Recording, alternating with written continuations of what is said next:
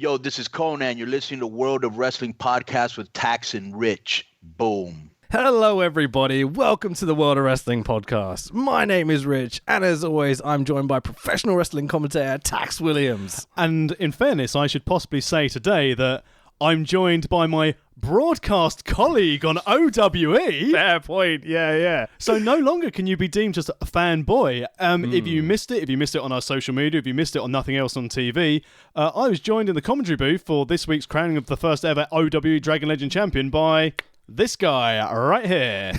That's a thumbnail, if ever I saw it. Welcome to commentary. Thanks, man. I enjoyed it. It was nerve-wracking as hell, and we decided not to announce it on the pod because I just wanted to just kind of gently work my way into trying to do professional wrestling commentary, but I really, really enjoyed it, and thank you so much for the opportunity, man. Genuinely, from the bottom of my heart, it was a joy to do. So yeah, Damon Arcee wasn't available. That's what I should have gone with gimmick names rather than just Fanboy Rich. Should have gone with Damon Arcee. Damon Arcee, yeah, that's the right one. But Spoonerisms, yay! We find out sort of the viewing numbers this Friday. Okay, to find out how many people viewed it. The nice thing so far is there's been no negative comments. Because as I mentioned at the tail end of last week's pod, I get a bit of flack. People post things on some of the message boards on the TV channel if they're not happy with things. And it's not just OWE. If they don't like things in fight style, they don't like stuff in AWO, the Ukrainian wrestling. Yeah. And people just posting there because they don't like the wrestling, let alone the Ukrainian commentary. But so far, everything's been pretty positive. So I have been told, essentially, that, I can pick if I want to keep using you. Oh, Master Tax, please, may I? In all seriousness, I had so much fun doing commentary with you last week. Oh, it was good, man. I'm glad. Absolute blast. So as soon as they give us our next show to do, as long as they're happy for us to carry on as two-man booth, I think this is it. Oh, exciting, man. That's really fun. Yeah, I'm chuffed a bit. Who would have thought the little podcast would have got some notoriety for me as a professional wrestling commentator, and now we're both doing commentary on the #1 Chinese, nay, Asian wrestling promotion, with some of our boys going to AEW to compete and Double or Nothing against SCU, who have arrived and landed in Shanghai this morning. Amazing. Breaking news. Yeah, breaking news on the Oriental Wrestling Entertainment Twitter feed, retweeted by yours truly, at @TheTax Williams. Let's try and shill some of this shit. At Rich B. There. Oh, no. I'm Fanboy Rich on Twitter. Sorry, I've changed my handle, so I've got to remember that. Apologies for peeking the mic there. Don't worry, it's fine. So yeah, thanks very much for doing commentary. Thanks as always for, the pod. I absolutely love working with you in wrestling, and hopefully, if you want to do the Declarations of Independence, Sean McMahon, you want to bring an extra person with us to Tampa? This guy only flies economy, whereas I fly business. Fuck you. So talking about the pod and everything, I want to put at the beginning of this pod, if you want to support us, go buy a t-shirt. We've got these on Amazon.com and Amazon.co.uk at the moment. It would really support us. It's only £15, $20. So if you want to go pick one of those up, it will help us keep this pod going and continue our commentary endeavours into the world of professional wrestling. Yeah, as soon as we get booted off Nothing Else on TV, then you're going to need to buy a lot more t-shirts. And you can find all our stuff at worldofwrestlingpodcast.com. We're on iTunes, Facebook, Twitter, World of Rest Pod. You can find us all there. Just search World of Wrestling Podcast. You'll find all our stuff. Yeah. A shout out to people who were very complimentary about our Brawl for All show, especially, again, our friend of the show, Will Power, said it got him through some hefty marking. So, thanks very much for interacting with us. We really appreciate everyone who listens to this. As we said before, Absolutely. We say on a few pods, this was just us to escape being parents, talk about wrestling, have an afternoon of just talking shit about things that we find either brilliant or downright ridiculous, like the Brawl for All. It was never meant to fall into any sort of area of career, but it feels like it's kind of going that direction a little bit. Yeah, cheers, progress. Which is surreal, Yeah, progress was that kick that kind of got us going, really, wasn't definitely. it? Yeah, I think we owe them a lot. Anyway, so today's podcast, we are done sucking each other's dicks. Hang on, this isn't the Brawl for All. We have Chapter 1 of the WCW Hogan Kidman trilogy. We are starting with episode 238 of WCW Nitro, Monday Night Nitro, on April the 10th, the year 2000. Now, what a glorious year for professional wrestling. I think I can sum up the history of Nitro, the previous 200 episode before that. Okay. Luger debuted in a shopping centre. Scott Hall and Kevin Nash went over. The NWO was really good. Then everyone joined the NWO. Then everyone got AOL Time Warner contracts with Creative Control. Then it turned to shit, and then they rebooted on this episode. There was a good area where they ran the fuck out of ideas. I think it was the beginning of 99 where it just went, we don't know what to do anymore. Fuck it. Just keep doing it. And it got horrifically bad. I think it got horrifically bad when they basically went, Bischoff, you're out of control. I know who can fix this. Russo. Exactly. So, this was broadcast live on TNT, Turner Network Television, who is the owner of WCW, obviously. The Pepsi Center in Denver, Colorado. What a place to restart your product. Let's go Broncos.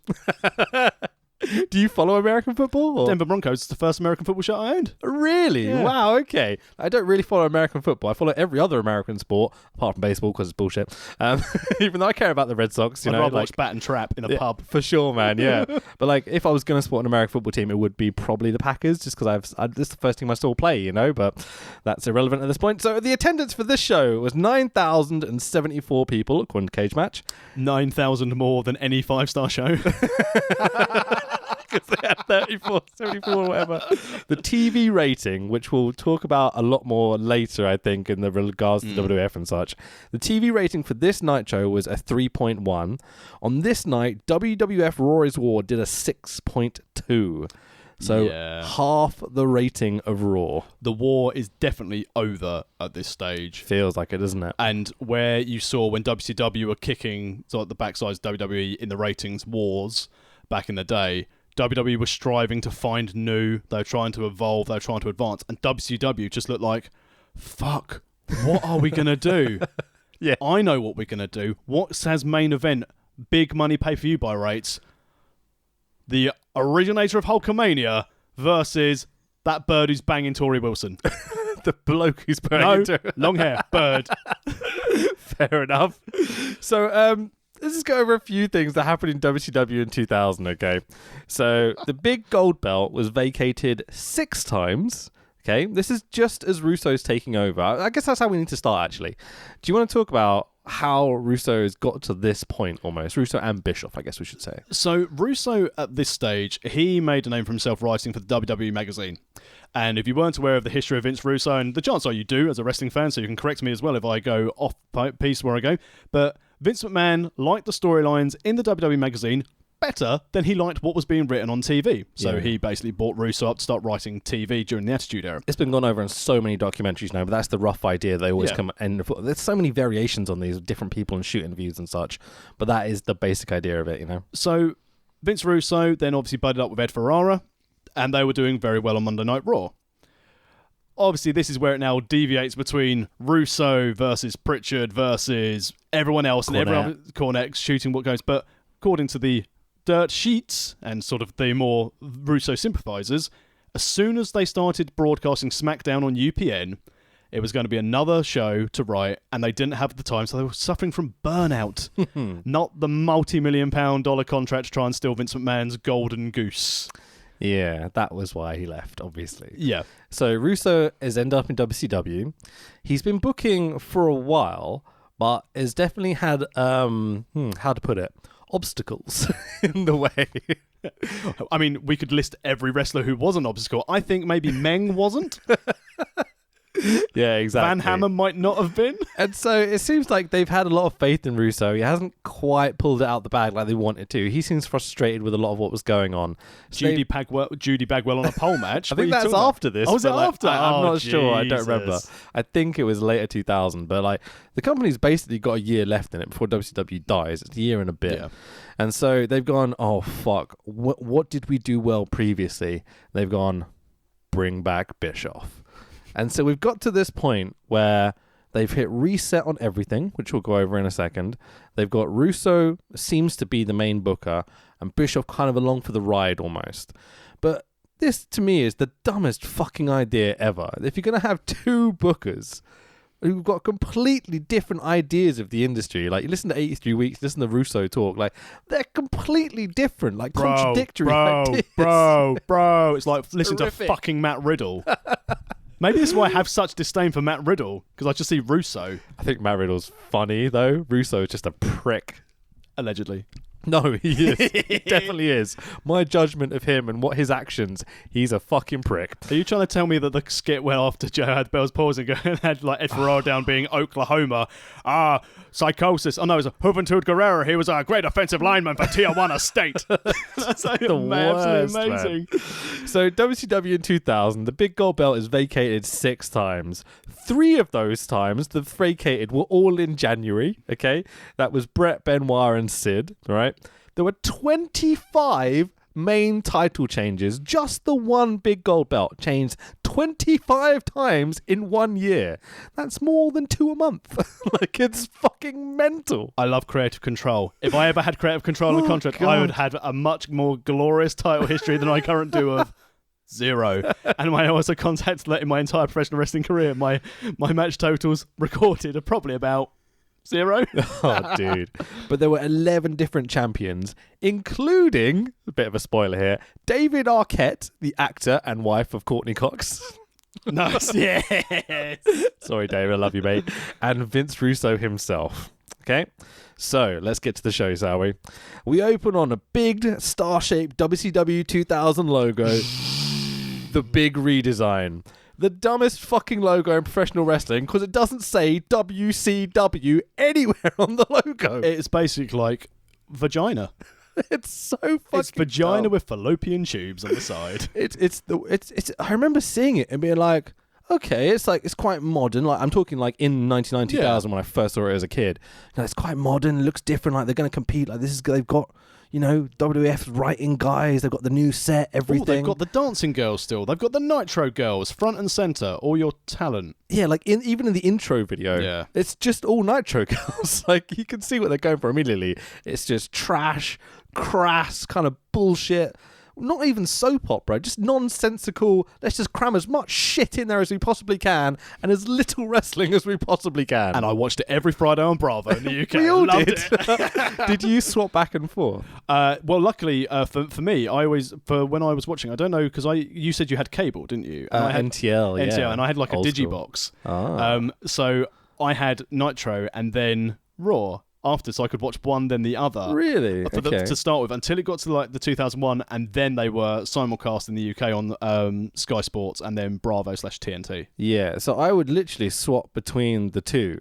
So WCW would always start a bit earlier, so I'd always start with WCW, and I'd know that I think it was 8 o'clock or whenever it was, I'd swap over to Raw because I always preferred WWF. I was a full eater of the retirement home WCW gimmick. You know, I was like, nah, it's dumb. But you knew that the opening matches were always going to be Guerrero, Bruisers. Malenko, Jericho, all these guys, like Hoovy even, you know. And I always used to love watching their matches. I always remember thinking, it's the dinky ring, you know what I mean? Yeah. It's the big fat ropes. It's silly production, you know, it's just pyro and smoke and like very little interesting storylines. And the thing is that the moment Stone Cold Steve Austin would come out on Raw, you'd be like, right, I'm watching this. Yeah. There's no way I'm missing this promo. Like, he didn't have to wrestle at all. What, for the artist? You'd rather watch the artist? No. Prince IK. You know, like, I actually quite liked him as a kid, but like, I thought it was funny, like the Prince gimmick. Anyway, so we get an intro video, dancing girls, there's loads of fire, barely any wrestling references at all. There's a cool kind of like tear split animation where the screen splits in half. I was like, oh, that's quite a nice little touch. Which is now a PowerPoint transition slide. No, it probably is. You probably do it on your phone nowadays, you know, but like back in the day, that would have been reasonably complicated to do, you know. So anyway, so Tony Schiavone welcomes us to the show. There's shots of the crowd, a fuck ton of pyro, and he calls it a landmark event in sports entertainment. The night the world changed. He knows what's going to happen. Like, come on. You're meant to be in the moment. Like, is this the night the world's going to change is how you should phrase this, you know? At this stage, it's a bit like, they're not even going to take up my contract when I die. I'll just let them try and take Scott Hudson and Arn Anderson. I'll just live for a podcast one day. Well, he's got to that point now, at least. So he says they're going to turn the page on a brand new chapter, the dawning of a new era. And there's just endless shitty camera work the whole time. The camera's like going, oh shit, the pyro's over there. Oh, fuck. Like, they're just, it's, you know, he's been fed these lines, right? He's been told you have to say this, get this over. But they've completely forgotten about the class of the quality of the production level immediately. Yeah. Like, it's just fire, pyro, naked girls, you know, big spiky logos, a man shouting at you with dodgy camera work and shitty shots of the crowd. And do you know what this instantly reminded me of? Go on. when we covered the first episode of TNA. Oh, very much so. Yeah, just it's there. The ideas are okay, but the execution of it is fucking abysmal. It looked budget. Yeah, it really did. For the budget they had, it looked shoddy. I almost thought that their crew must have been like Rent a Crew. Oh, they were. They were TNT. They called them in. They were Turner. Yeah, they weren't WCW. Like No. Bischoff talks a lot about this on the pod, in that basically they would just go, well, we've got all these guys from these TV shows in Turner that aren't very good, but we want to keep them employed because we've got them under contract. So just send them to WCW. It'll be all right. They've just got to stand there and look at the wrestling. That's what they did with Scott Steiner. This guy's not very good. We've got him under contract though. I love Scotty I Steiner. me too. It's okay. So let's talk about the set. All right, we've got a new set. One simple big 4x3 screen in the middle. I was immediately like, 4x3? You're kind of looking in the past there. You want the big widescreen 16:9, you know, which they eventually adopt. But basically, it's quite small, the screen, and they've just kind of fluffed it out with tons of scaffolding. Yeah. That's the way I can put it. Basically, they ran out of time when setting it up. I'm like, It feels like it. just leave that then. It looks like Backlash. Yeah, we'll do that. Yeah. Now, as a side note, now known as Go on. Stomping Ground. For Oh, is that what they're WWE. calling it now? Isn't that a WCW one? Stomping Ground? Oh, I'm thinking it was like Spring Stampede and Yeah. stuff. No, it's never been a stomping ground, has it? No. And never will be again. That's a reference to something. Yeah, sure it this is. this year's Great Balls of Fire. There's something in it. You reckon just stomping grounds going to just disappear? Yeah, without a shadow of it. I mean, so is Yeah. the company. 8 million off its share price this quarter. When you look at the share price being 45 million, 8 million off, it's not a massive jump really in context, but it is bad. No, but all percentiles are down. And this is the thing that It's not WCW. good. Yeah.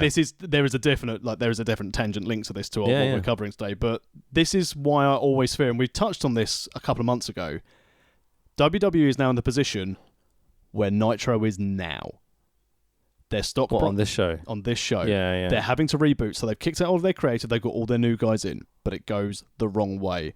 The ring product, as we're going to get to over the next few episodes, is poor. The storylines are not great. The production values, granted the WWE's camera work is good, but they don't try anything new. They've got the same boring set. You don't know if it's Rumble or WrestleMania. You know, it's... And to an extent, yeah, I know what you're saying. Like that WrestleMania production really disappointed me. But while obviously Nitro's figures were always encompassed under AOL Time Warner books, down as other Bischoff always goes on about in the accounting. Yeah. Obviously, WWE being a fully listed, publicly traded company, you can tell. But through what I did my little finance research before this, the gates were down, the pay-per-view buy rates were down. Obviously, you've already touched on TV ratings were down. Mm-hmm. It's everything that's happening to WWE right now. Yeah, maybe so, man. So, let's get back to this, okay? So, the ring is a new blue canvas ring with the new spiky Nitro WCW logo thing with red ropes, black turnbuckles. Immediately, I'm like, that looks familiar. Is that the Raw ring? Like, it's like... It seems like such a dumb thing to try and like Russo come in and be like, yo, bro, what we're going to do is we're going to change the ring so it looks exactly like this. They won't know the difference, bro. You know, like, Goldberg, you do a stunner now, bro. so fucking dumb, man. It's really weird. Immediately you get these kind of weird vibes just off the setup of the initial introduction. Hot indie with money. Yeah. So, there are a buttload of wrestlers already in the ring. Well, wrestlers. The camera pans, and we see Chris Candido, and you're like, okay, good start. Stacy Keibler standing behind him, and you're like, okay. Pans across to David Flair, we're like, fuck! This is not going to go well. It went downhill really fucking quickly. Brian Knobbs. That's the weirdest one. Brian Knobbs is standing there in a big yellow shirt with a fucking belt. It's the TV strap, isn't it? No, hardcore strap. Is it the hardcore strap? Okay. Brian Knobbs, New Blood. That's so weird. Hogan's lackey as part of the New Blood crew, you know? So the camera continues to pan across a plethora of utterly shit wrestlers, including Virgil. I spot Haku on the outside, and I'm like, oh, at least someone I like, you know? That'd be good. Yeah. Tank Abbott has his back to the camera. You're like, oh, nice professional job there, lads. An array of mid-carders walk down to the ring, including Steiner, The Wall, Booker, Vampiro, but most importantly, our star of this trilogy, the man, Billy Kidman, with his I can reach above myself in a million levels, Tori Wilson. Wearing the shittest suit I've ever seen anyone wear. I thought you were going to diss Tori Wilson for a second there. I was like, no. and then bringing a bag of shit to the ring, and then there was also Tori Wilson. Fucking A, man. Now, this is a time for Kidman at this stage. So and Jeff Jarrett came down to the ring. US champion. How do you spell that name? JEFFJARRETT. Nailed it. It's Double J. But Kidman at this time had, according to dirt sheets, become a lot more relaxed in WCW because he'd recently married Tori Wilson. Right. Okay. Up until that stage, he was a nightmare, allegedly, backstage because he felt that everyone was just trying to nail Tori Wilson, and you would. Well, I mean, goddamn, look at her. She's incredible this time, especially. He didn't want to do a Melina on her. I mean, hi, Big Dave. Man, you see Tori Wilson at the recent Hall of Fame stuff. I was like, God damn, woman! Like, if I looked that good at that time period, I'll be fucking impressed with myself, you know? Yeah, but so Kidman was relaxing a bit more. He was becoming a little bit more into it backstage. Obviously, he started to play the political game a little bit more because he was a bit more comfortable. And the same thing that he felt that Tori Wilson had name value, so he could have a little bit more stroke around the back. Okay, bad choice of words for both Jeff Jarrett and others. But yeah, that suit was shit. It wasn't great, yeah. But I mean, it's 2000s. Like, everyone has shit suits, didn't they? At least Brian Knobbs was dressed better. Mate, he was dressed and so Jeff badly. Jarrett coming out in his Wicked Ink orange sleeveless shirt. Nice. Like, very tasty. Fucking A. So the commentators put over that no one has any idea what's going on. Literally. Okay, the ring is almost completely full now. Jarrett cuts a promo and making out like Russo is the second coming of God. He says he calls Russo Vince McMahon's best kept secret. The commentators put over this is the first time Russo has ever been on camera, and Russo comes to the ring. He never wanted to be on camera. Shut up, Mark Madden. Sure he didn't. Yeah, fucking hell. The amount of times he puts himself on this show today, it's astonishing the ego trip he gives himself. So Russo cuts a promo, putting over how great his ideas are and how the good old boy network wanted a change in direction. Russo name checks Benoit, Guerrero, Saturn, Malenko, and Douglas. And you're like, one of these things is not like the others. But that was also at the time when the Radicals had jumped ship, and that's why he's name checking them. But Douglas was obviously with that group before they went to WWE. Right, was he? Yes. But he was. Oh, as in on WCW TV, he was in that group. Oh, yeah. He wasn't traveling. He didn't go over the Radicals because they weren't interested in signing Douglas. So I remember doing the ECW stuff and obviously being an ECW fan. I wondered whether Douglas has gone back for a bit, but I didn't remember him in 2000. No, well, but this gets paid off later. Oh, yeah. So Russo says, that's all over now and I'm in charge again. And the audience go, boo. Like, Vince McMahon goes, yay! Because I think he sees what's coming. He's going to fuck up the whole product. So Russo tells the people in the ring to seize this opportunity. And then this voice goes, are you done yet? And Eric Bischoff makes his return to WCW. Back in the day, I was never the biggest Bischoff fan, but he was a heel. I was meant to hate him, right? But you've got to see all the glory days of WCW when Bischoff was in charge.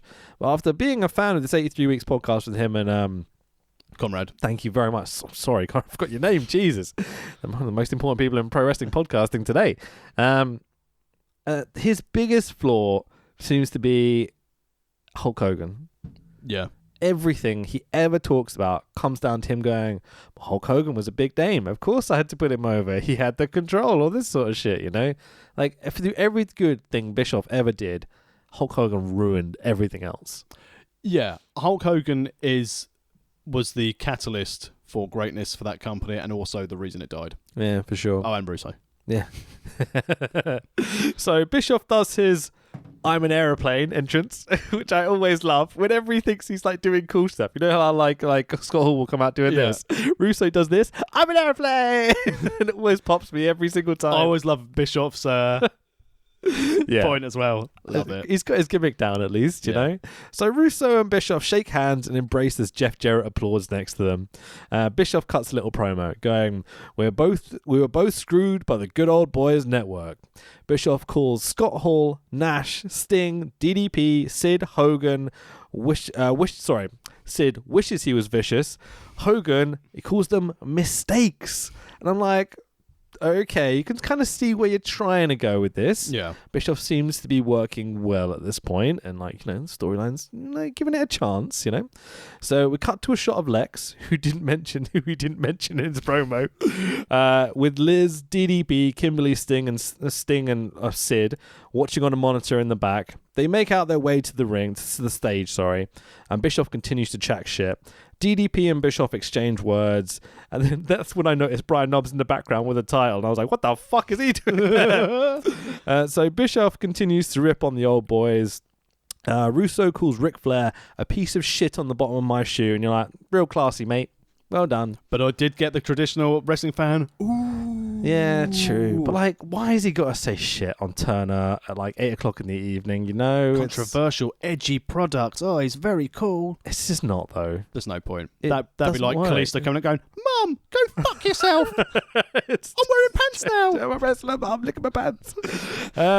So there's this amazing moment. I'm definitely going to say that when I ever come out on camera again. I'm a wrestler, Mum. Look at my pants. There's this beautiful moment where Russo starts going off and swearing and stuff on TV. And you can see this look on Bischoff's face of just like, oh, fuck. What did I do? Why did I let this idiot? I should go back and do more fly fishing, Cody, Wyoming, and just let this die. Absolutely.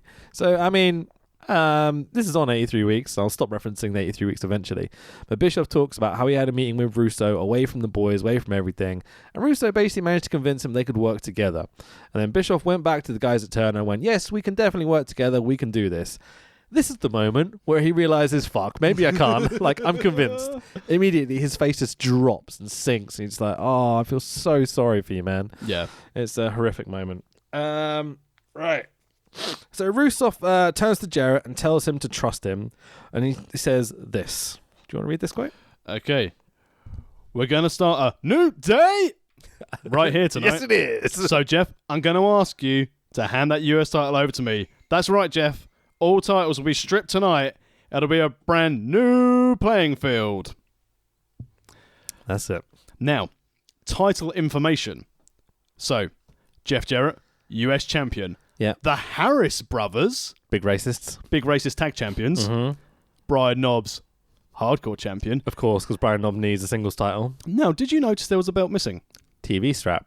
Yes. Who was it? Now, this was originally vacated by Scott Hall, who had dropped it in a bin.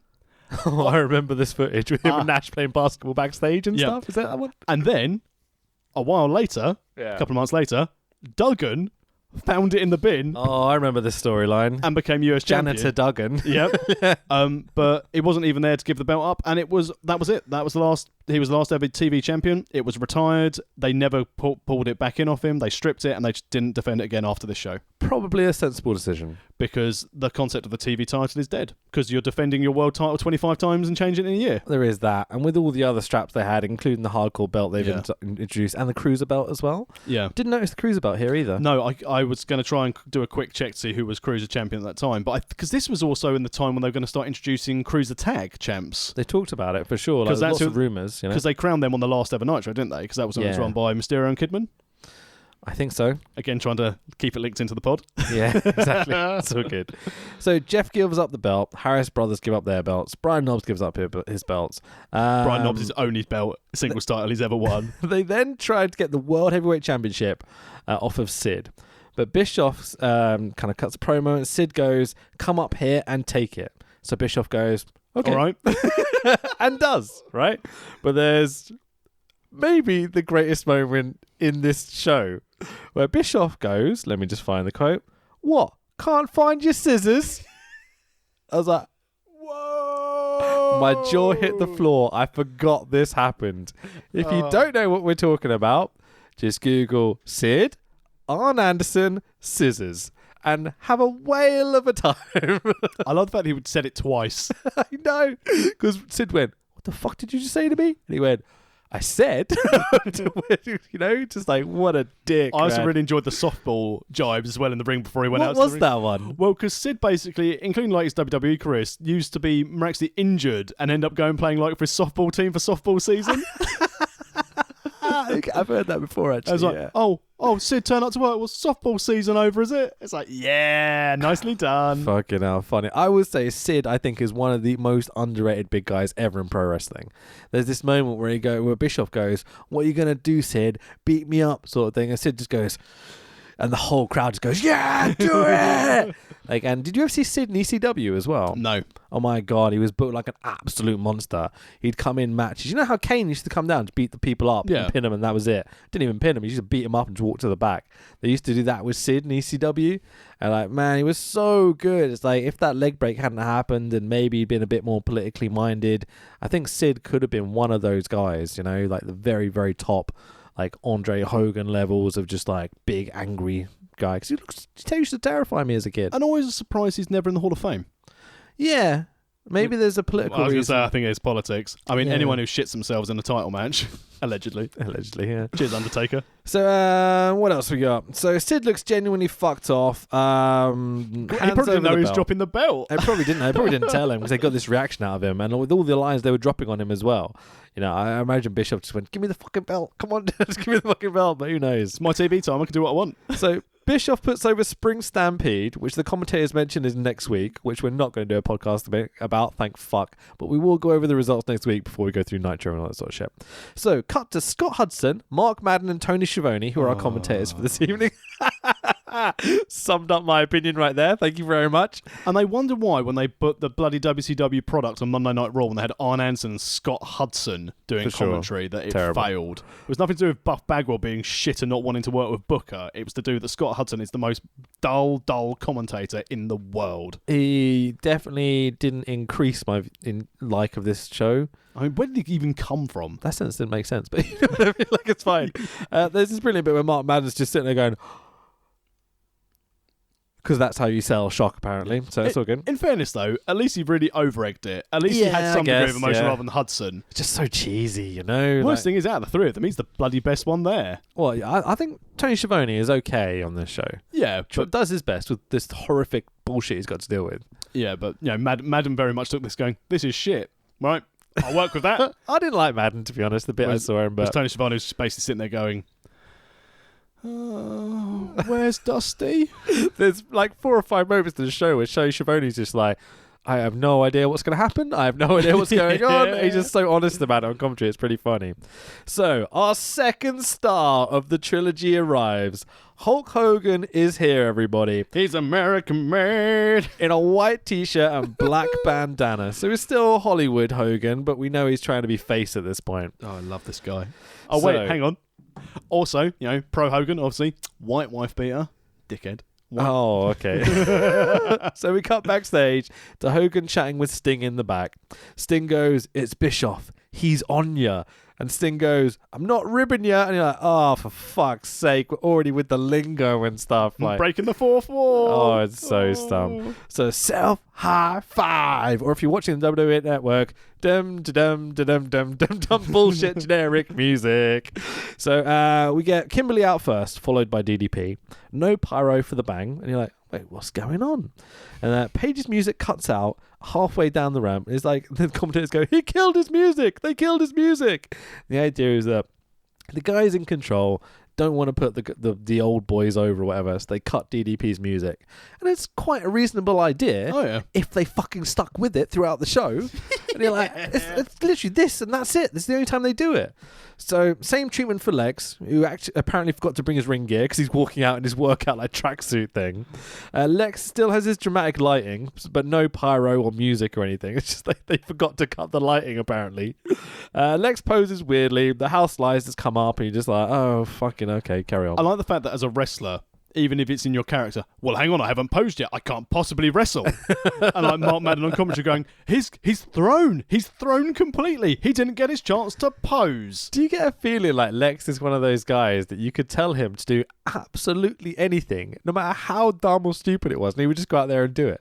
I think so. Yeah, I really think he's just the most gullible human being alive at this time. Well, yeah, at this time, yeah. I think because obviously through various podcasts, various sort of news sites, it sounds like Lex Luger's turned his life around and everyone thinks he's just a really stand-up, nice human being. Yeah, he's had some seriously fucked up moments in his life, but... I mean, yeah, the Lex Express...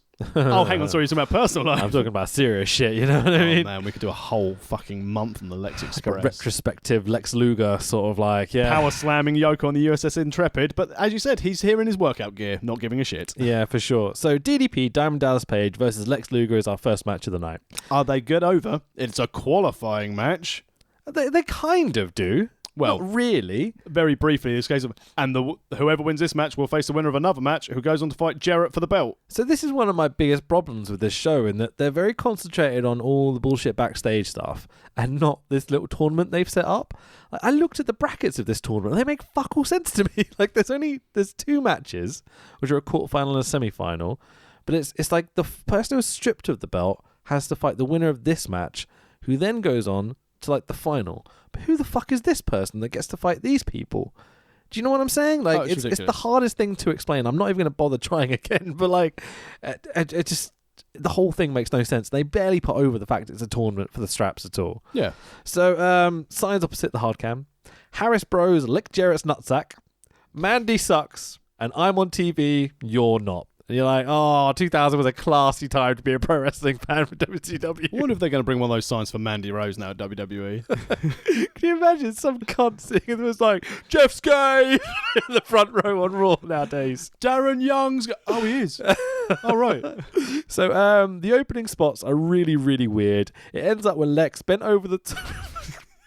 Can't get through this. Ends up with Lex bent over the ropes, selling, and then Mule kicks DDP in the nuts. Again, because Russo already has one thing he can ever do in a pro wrestling match, which is either weapon shot or nut shot, you know? Slap nuts. The ref is standing right there, but completely misses the nut shot. Let's just talk about Lex's selling. It's so good. It's so fucking hilarious. Yow! Ooh! Yarg! Like every time he's punched or like kicked or anything, he does this like yarg noise. It's fucking hilarious. Mini Dino. Loved it. I love it so much. I could literally listen to like compilations of Lex selling all afternoon. Like, it's the funniest fucking shit. It's like there's no subtlety or no convince. It doesn't convince you in any way that he's in pain. However, it's a complete change from when he didn't sell at all during WWE. Oh, there is that too, yeah. Silent rage. Like, the way I started thinking of it was like, you know, if you had like primary school kids in like a mock fight in like a play or something, they'd be like, "Yar!" that sort of shit. It's that level of selling. Batman, kapow, zap, pop, Yeah. boof. You may as well have the graphics like popping up on the screen every time Someone has to him. make that. Someone has to make that. Oh, it'd be fucking great. So the mats at ringside have little flames in the corner that I noticed. Like, oh, it's a nice little detail. Sponsored by Harlem Heat. Maybe, man. But it's like it's just so generic, like late 90s, 2000, but flames on everything. It'll be fine. In fairness, everything I created my ring gear on all the WWE and SmackDown and NWO games back in the day. You would always have flamed tights. For sure, man. The match highlights the problem with the storyline, with storylines in general. Lex is a heel, DDP is a face. They're both part of the same group stable versus the New Blood. None of it makes sense. New Blood? It's so weird. Music plays. It's Buff Daddy. With pyro and everything in his entrance for an interference spot in a match. You're like, okay, yeah. Okay, so DDP uses the distraction and low blows Lex because it's got Russo written all over it. 2 in the first match. Let's just get this over. Buff messes with Liz and Kimberly at ringside. Player. Lex is distracted, but not enough to actually go out and help Liz. He just stays in the ring going, oh, blah, blah, blah, blah. Diamond Cutter, 1, 2, 3. Who gives a fuck? This is not wrestling show. This is a bullshit backstage. Let's talk about nonsense show. American males. American males. So DDP apparently moving on in a tournament, which is what an opening round match of. Just what a mess. The whole thing's just weird, overbooked bullshit. Yeah, I mean, this could have main evented any WCW pay-per-view. Oh, it could have, yeah. WCW, for sure, yeah. Anything else you want to... Yeah. I mean, we'll obviously we see the some of the career arc and it finishes up in our Slamboree final of this trilogy.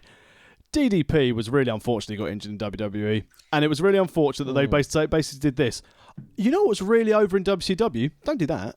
Yeah. First of all, we're going to have you be a pervert and go after Undertaker's wife. Anything that's not Vince's idea, like he just doesn't like, you know, like it's pretty obvious, especially when all these WCW guys came in and they just changed their gimmicks completely and gave them these shitty storylines. It's just burials. That's all it is. Yeah, I think the only real WCW guys who got over, eventually Benoit. Yep. Guerrero, but he'd already gone before the end. If we're talking like full buyout, I'd say Booker T. Guys where they could prove that they were better than WCW. And Shane Helms. Yeah, for sure. Jericho, too. Well, Jericho was already there. I think from the closure. Oh, okay. Yeah, I see what you're saying. And then even with Rey Mysterio, to start with, it took the majors going, this guy? Yeah. West Coast pop? Yeah, that will be good. Yeah, Ray wasn't in a great spot in his life at that time. Pretty badly banged up and stuff as well. Yeah, just come back from a few maskless. injuries. Yeah, weird time, wasn't it?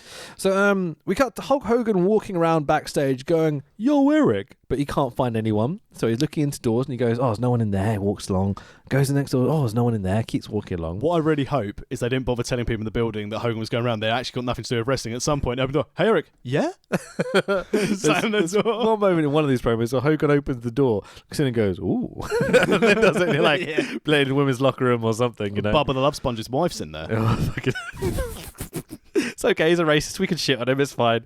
So Kurt Hennig has turned up late and bumps into Russo. No one turns up for the show on time, apparently. Well, no one does in real life. Exactly. Might as well. He asks Russo what's going on. Russo books Hennig versus Jarrett. Because, yeah. So cut to Hogan still looking for Bischoff backstage because we have to show that twice. Of course. Just to really ram it down your throat to make sure. Well, Hogan is very slow. Oh, that's a fair point. Back to ringside. Here comes Tank Abbott to rescue the show. Blue shell suit shorts, PCO. He's ready for the brawl for all. Here we go. So Tank cuts a promo. Who the fuck gave this man a microphone? He says, "I'm not some candy ass wrestler," and I'm like, "Get the fuck off the wrestling show then." He says he's going to beat the holy hell out of innocent people until Bill Goldberg will face him. Tank then knocks the headset off Madden at ringside, strips his shirt off, and stiffs him about a little bit because he doesn't know how to work. Security rush down, and you expect Tank Abbott to throw off security, continue beating down, but he kind of goes, "Oh, security's here, sorry," and kind of walks out the ring. And you're like, for fuck's sake, guys. I've got to make sure I make payments to my 401k this month. What are your opinions of Tank Abbott? Like, I mean, I loved him when he buddied up and became a fan of 3 Count. yeah? Well, that was funny at least, yeah. Yeah, I mean, great in MMA. No, he wasn't. He was never good in anything. He's up there with Frank Trigg. What do you mean? I mean, they're names from the past where people went, these guys could be like cross-sport heroes, although Frank Trigg was tough. Right, okay, that makes sense, yeah. And Tank Abbott was, but I mean, in fairness, Tank Abbott was once in an episode of Friends. He was, yeah. Was it being up John beat Favreau? up- It was. Look at you, I was trying to think of his name, yeah. So, It's amazing that, and that's when Courtney Cox's like, "David, I met this guy who's in WCW. You should." do you know that's where the link came from, or are you just assuming Just it's taking fine? the piss. Yeah, good stuff. So we You know, cut I to work in the Jarrett- wrestling business. I go on this. Oh, that's definitely true. Why let the truth get in the way of a good story, you know? Exactly. So cut to Jarrett and Russo in a corridor in the back because we need more backstage segments, obviously. For a man that allegedly doesn't want to be on camera, Russo has surely booked himself a lot of segments here. They talk. Russo shits on JJ Dillon, you know, because he can and he's a massive douchebag. I bet Russo loves fish sticks is the one thing I've written here. So There's guess a t-shirt which we could put on the Amazon store. Russo love fish sticks. why not? So guess what, everybody? We cut to another backstage talking segment. Kidman, our star of the show, Has changed. he has. He's putting on his shirt and walking out of the room with Tori, and I'm like, you lucky son of a bitch, fooling around backstage. Oh, Billy Kidman, don't go out there. No, Tori, I'm not go out there. I didn't do that. He did that. Just remember, I'm just saying. Give the man a microphone. Wait till we get to the promo. Fucking hell. So Kidman has something to take care of in the ring, and Tori's like, "Oh no," and just walks away from her. Don't leave her backstage by herself. Whatever you do. Oh, you would. So then, guess what? We cut to another shot backstage of Hogan walking around looking for Bischoff. We get a red rooster sighting. I'm just going to say that. So, they cut to an ad break, and we come back to, guess what? Another segment of Hogan just walking around aimlessly backstage. It's money, brother. It's like, this is the note I put here, which I'm really proud of. Wait, where is it? When does a wrestling show with some backstage segments become a backstage show with some wrestling segments? SmackDown Know Your Role computer game PS2. That's what this is. This is just backstage. Like, there's only, I think, a total of maybe 20 minutes that's actually in the arena. Oh, yeah. Like, imagine you paid a ticket for this bullshit and you're just watching a screen for like 2 fucking hours. You get Buff Daddy's Pyro. Oh, for fuck's sake. So Hogan is still knocking on doors. He knocks on this extra door and just stops and stands there. Waits a minute. I'm like, why isn't he walking? I was like, oh, because Bischoff's in that one. It's like he knows what's happening. So Bischoff walks out and comes and dresses Hollywood, as he calls him. They chat shit, but no one gets banged. And I'm like, what's going on? I mean, all you were away from was Bischoff going, hey man, how's that energy drink? George's Grill's doing all right. So they go into Bischoff's kind of room, office, whatever, and Bischoff has the greatest sell here. He does the comedy, like, Three Stooges double take. So he goes to close the door and goes... and then closes the door. And you're like, the whole time, he doesn't spot the giant camera crew standing right in front of them. And I'm like, this is fucking excellent. Especially when wrestlers actually, I think, are quite stupid when it comes to camera crews. Like GTV was a prime example. I know that was the most legit one because they were secret cameras. They never paid that off. I wish they had, but shit went wrong, you know. Did you ever hear rumors of what it was supposed to be? I heard all sorts of stuff. I heard it was meant to be like Al Snow, Val Venus. I heard a bunch of like mid-carders were meant to be involved in it or something. Go on. No idea. I think it was meant to maybe be DDP at some point with that whole gimmick as well. Yeah, but GTV was well before this. This was around Choppy Choppy Pee Pee time. Oh, it was, wasn't it? Maybe I'm thinking of other stuff. It's been a long time, you know. 20 odd years. Yeah. Fucking hell, I'm old. Anyway, so they cut back to the arena. Thankfully, a Kidman just walks out, still gets pyro. They're just like, fucking hell, okay. I love the fact that he's changed now into this slightly... He's left his suit trousers on, but he's now gone black semi-see-through shirt and backwards baseball cap. Again, a great look for a man with a ponytail. Classy, you know. Mine's backwards because podcasting preferences and my hair looks fucking terrible. But, you know, I try not to do this in public too much, especially when I'm plus 30 at this point, but like, it's what it is. So, another man that really should not ever be given a microphone. He's been used and abused and told to keep his mouth shut, but tonight is his night. Because now Tori's not there, so he can speak. He calls out Hulk Hogan, says he has two things Hogan doesn't, heart and talent. I thought he was going to say hair and abs, but like, you know. Yeah. Tori Wilson. Yeah, I've got hair and Tori Wilson. Fuck off, I'm sorted for life. She doesn't like no skullet, brother. It's fucking great. So he rips on Hogan's hot dog tan, and I'm like, yes, do it. He does.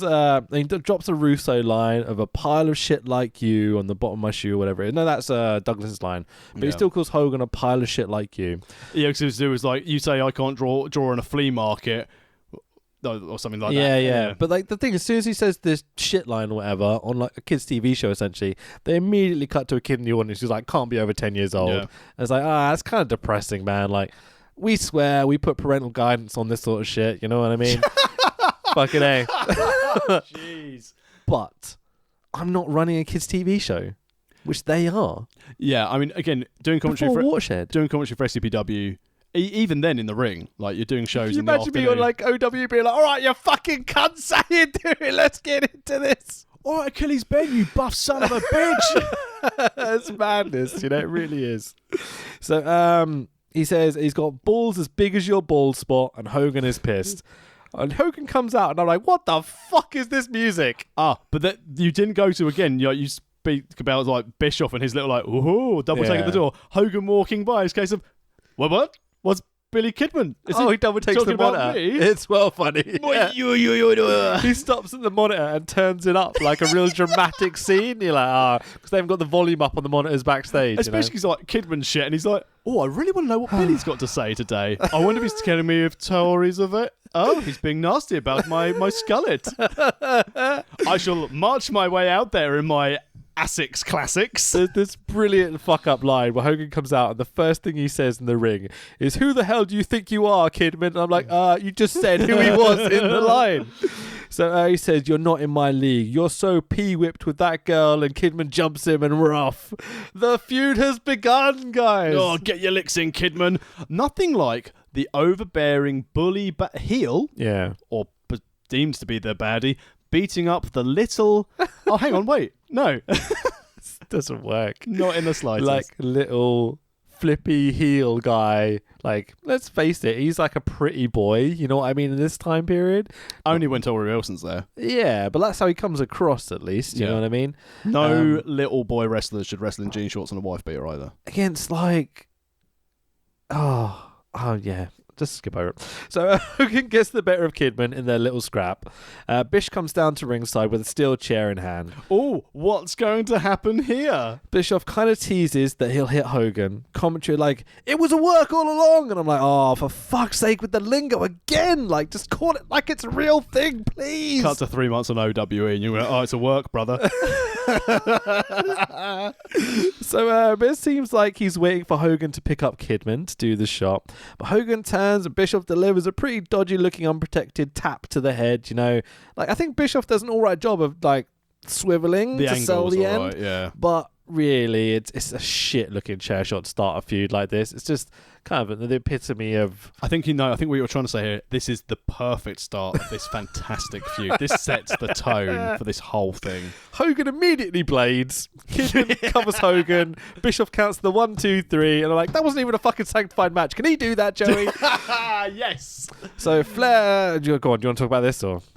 I mean, the match 1 of the classic. It's not a match. It's not a sanctified match. It'll be match 2. Oh yeah, the trilogy matches. You know, match 1. Like even on the podcast with Bish, he's like, "Oh yeah, but Hogan put off Billy Kidman for God's sake. Put over Billy Kidman for God's sake." I'm like, "No, he didn't. He never put over Kidman properly." No, because this is the time where Hogan's getting a lot of slack for not putting over the younger guys. And clear as day, I saw a corporate official count a 3 count. In my mind, Billy Kidman is 1-0 against the American man. Mate, if there's no bell, it doesn't count as a match.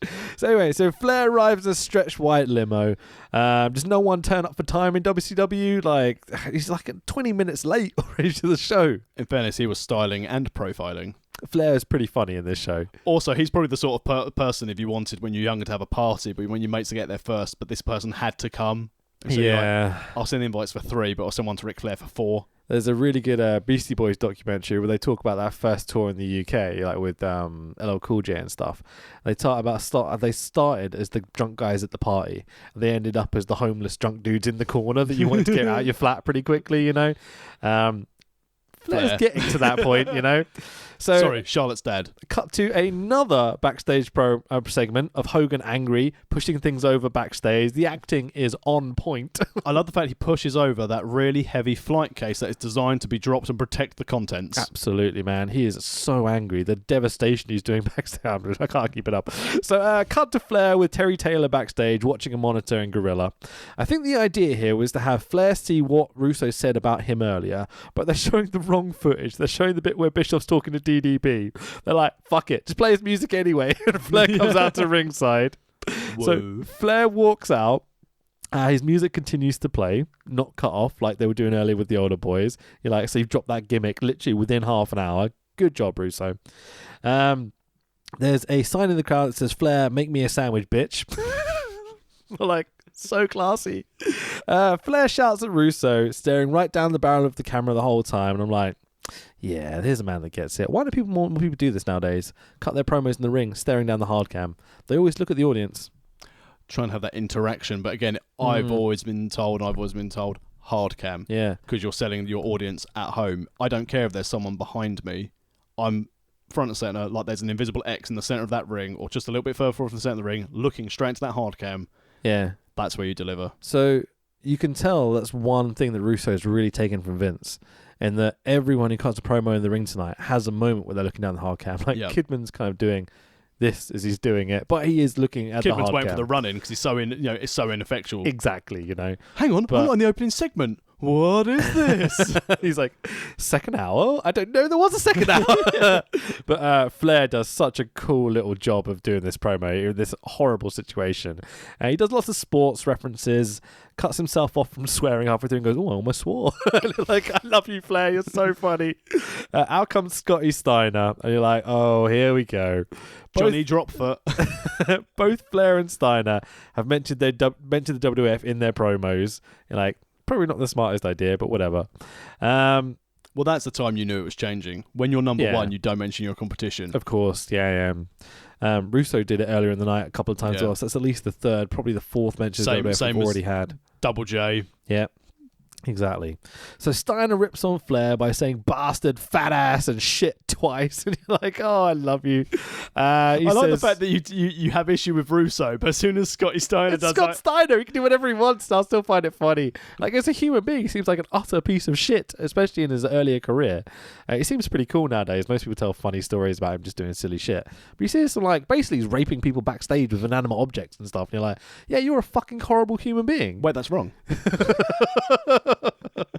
Oh, I was going to say something there, but let's just carry on. So Steiner says, see if you can guess who I am now. Puts in joke shop teeth into his vent and starts to mock Flair by like, starting and profiling jackass and all this sort of stuff. Oh, Tank Pretty Abbott. funny.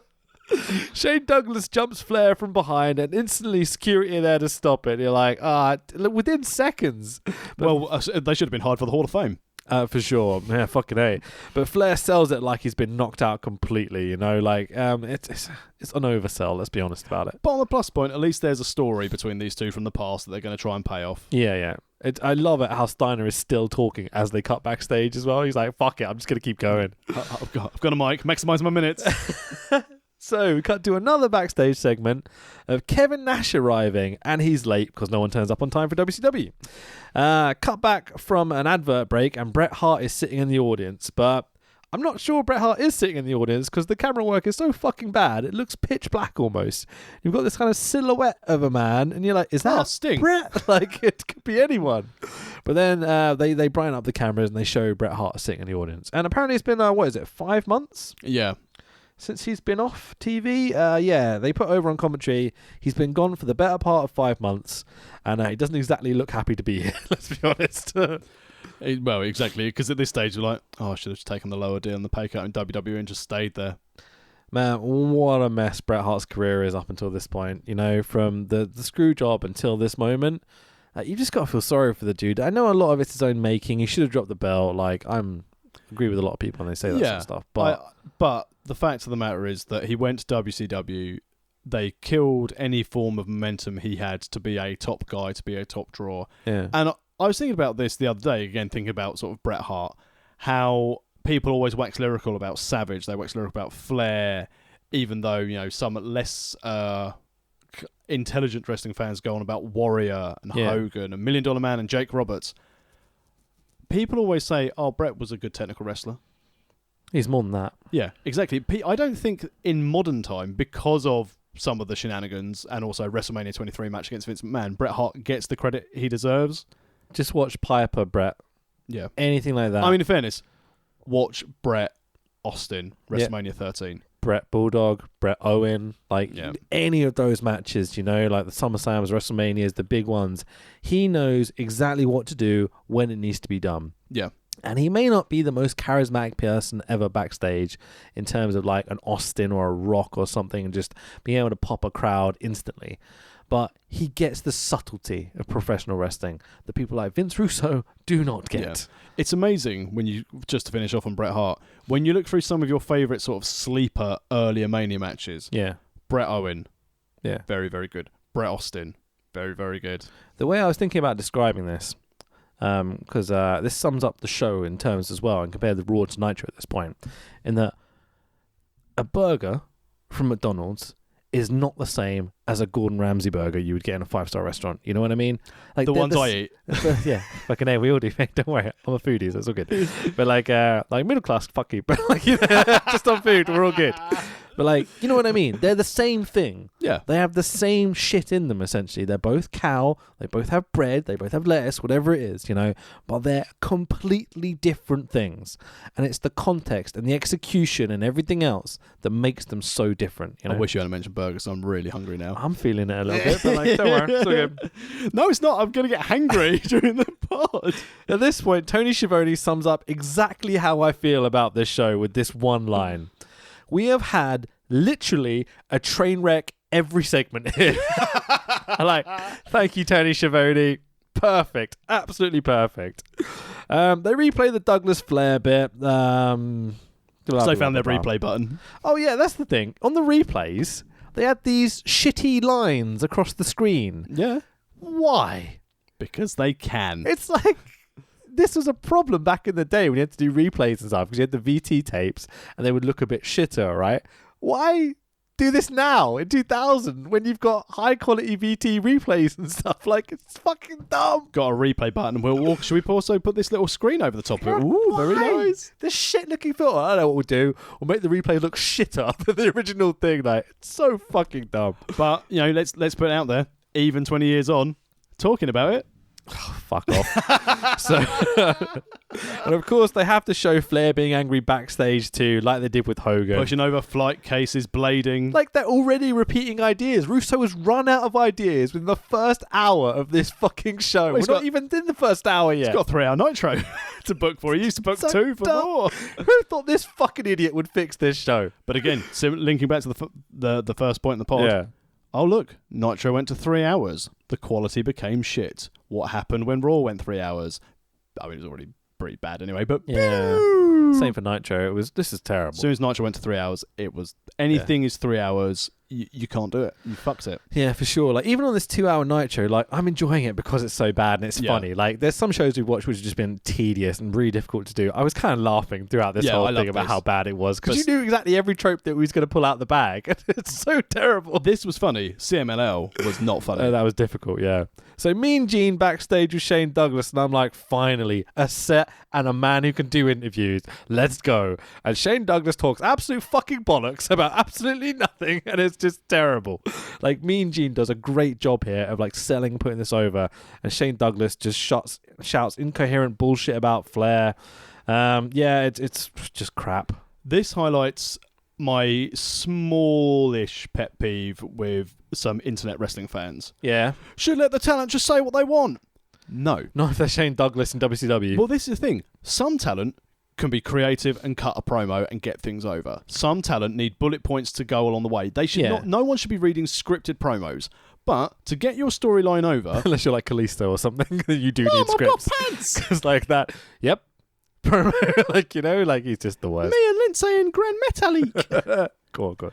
But it's Shane Douglas there, full creative control, could say what he wanted, did nothing to get that storyline over. That was terrible. Their history, that should have been this is Blood Feud, this is everything. I threw down the NWA, but I've got this. The Ric Flairs, the Harley race, they can all kiss my ass kick. Yes. More accurate, to be fair, but yeah, go on. But yeah, so internet wrestling fans, they don't need a creative team. They don't need writers writing scripted promos. Yeah. Ideally, it's not a TV show. It's such an original idea, but what wrestling needs is bookers. Now, not to jump on the bandwagon, because we've discussed this before. Yeah. Everyone is raving about how good this series of Game of Thrones is, the final series. It's incredible, yeah. And I've seen some people say, why don't WWE hire the writing team from Game of Thrones to write things? It's completely different. Weekly soap opera style episodic television is completely different to be able to go and write your TV series, have 9 months to think about your ideas. Oh, that didn't work. Let's tweak this. Yeah. It's live TV and you've got to move on. You gotta remember, Game of Thrones was started in I think the mid-90s. So they've had 25, 30 almost years to get to this point. Yeah. It's like, wrestling's such a unique thing. It's live action theatre where they're doing fight sequences, they're choreographing themselves on the fly. Like, just the art form itself is so dramatically underappreciated by people that aren't fans or whatever. And that you then realise you have to sell 15, 16 hours worth of story every week? Yeah. Like, that's crazy. Yeah, if you think so if you watch soap operas or episodic television, you've got maybe 45 minutes if you've got adverts or an hour if you're commercial free. And you maybe do either one episode a week, or you do if you've got a full big writing team with a big cast, but you've got then time to let things breathe. Yeah. Doing anything for 3 hours. Can you imagine having to write down and say, okay, right, you and I have got to do a 3-hour TV show.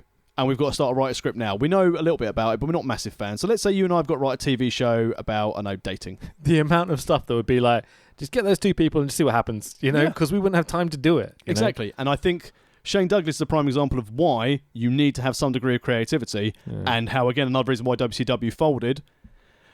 Too many people had creative control. With all this in mind, we are 54 minutes into this show of a 1 hour, 43-minute show. So just about halfway, we have had one match. Main event caliber match. Fuck you, Vince Russo. Like, really. We had the Hogan Kidman segment that was You could almost call it a match if you're a complete prick. Complete prick right here. 1-0 to Kidman. But like, what are they doing? It's a wrestling show. It's not a wrestling show, is it? It's not. It's just that's what it's become. It's become bullshitty, not even interesting soap opera stuff. The soap opera stuff we don't care about. Because this thing, even when you had, I mean, don't get me wrong, Nitro did this a lot, even when they had the NWO, but you start with the cruisers, so you've got a hot start. Then you've got your promo to set up the rest of the show. Then you've got another match. Then another couple of segments and a match. So at least, I mean, I know it sounds silly, but then you've got 3 matches in your first hour, building to your 20-minute main event. This is bullshit. There's been no matches. I know they're doing the big reset. It's a big change, all that sort of stuff. But the thing is, I've watched a few other Nitros in this period. It doesn't get any better. This is the pinnacle of the new Nitro. So we got next up to save the show. We've got Sting versus Sid, and you're like, that should be a main event match in any wrestling show. It's Sting, for fuck's sake, you know, the WCW Hogan, the top guy. Like, no matter what you do with the rest of the card or whatever show you have, if you have Sting on it, there's an element of class to it. You know, and Sid, who's a fucking brilliant heel, if a bit comical at times. I'm going to do that again. No, we're live. I'm going to do it again. We're live. Yes, Gene Okerlund. Just going to quickly fix my mic stand. That'll do. I'll stop touching it. That's what she said. Exactly. So Sting is just really fucking cool. In all this mess, he's a beacon of calm and reeks of the top guy of the industry. Yep. No matter how much Hulk Hogan tries to replace him in this company, it just never worked. Quick sidebar, as we were talking about Sting and trying to make something useful out of this show. Mm-hmm. Original NWO, there was talk of turning Sting heel to be the third guy. Yeah, if Hogan didn't turn up, you know. Yeah. Do you think the NWO would have been as successful had Sting been the third guy? Not as successful because Hogan was such a name. He was the top guy in the other company and all that sort of stuff. But it could have worked. I always think it would have been interesting, and I think it would have had more longevity as just those 3 guys. Yeah, there wouldn't have been loads of people jumping on the bandwagon because the NWO would have become a faction for WWE rather than the cool thing people wanted to be part of. Yeah, and the problem with doing it that way is that if Hogan then comes into the company as a face and buries them all, which he would have done because he had that creative control, maybe it wouldn't last, you know? That's the real problem there. But I think it had to be Hogan. All the time it had to be Hogan. Yeah. So the match starts here with Sid deciding to punch Sting in the stomach in the corner, not the face, because, you know, we're working. Sting goes... Don't want to crack the paintwork. You might have to work again tonight. Doesn't want to have to do makeup twice. Sting goes to throw Sid into the railing. Sid bumps onto a chair instead at ringside, and it's like, oh, it's a bit awkward. Sid, to a woman at ringside, goes, "Shut your mouth, you pig." Like, I love Sid. It's really funny. But that's classic heel. There's nothing... It's nothing offensive about that, you pig. That's no, fine. for sure, it's perfect. Yeah, it's good. He knows what's going on. He's not going to be like, "You fucking dirty prick," or whatever. You know? I always like. There's some. I can't remember if it was. It might have even been Bischoff.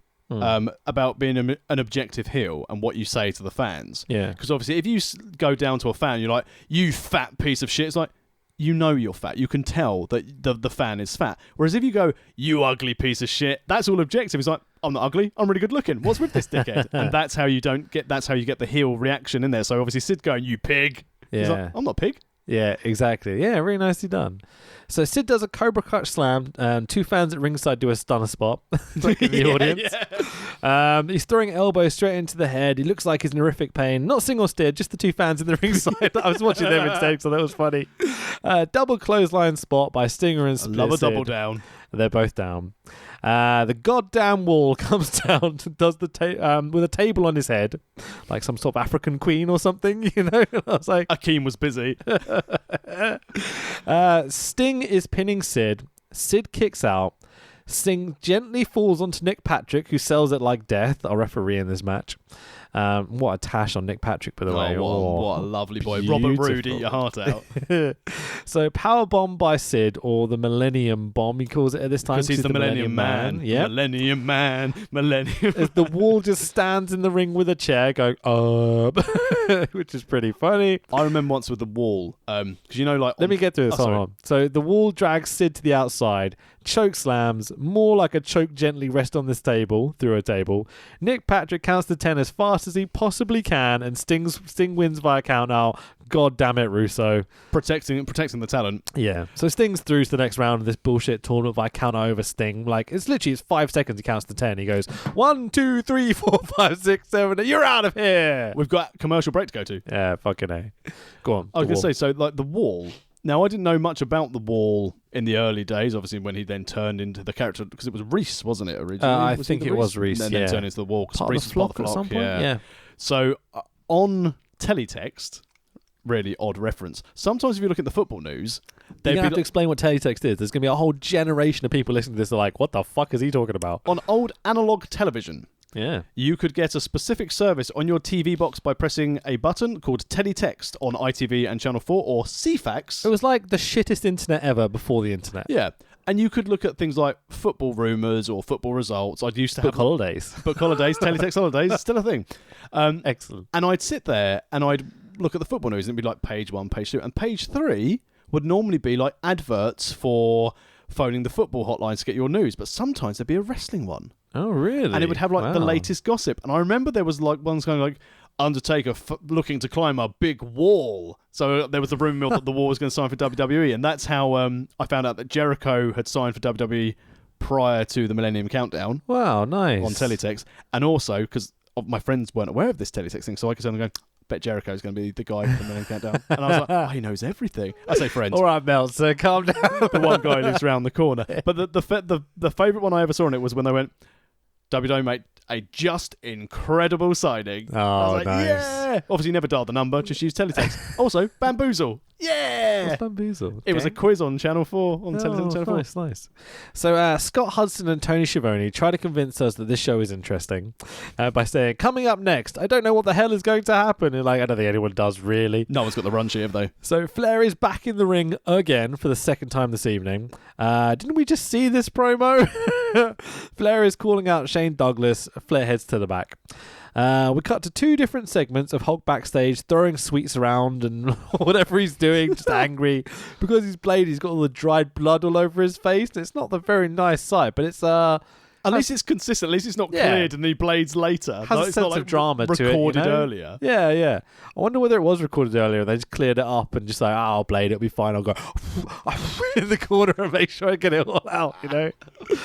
So he also abuses Shannon Moore and Shane Helms backstage. Like, you big bully piece of shit.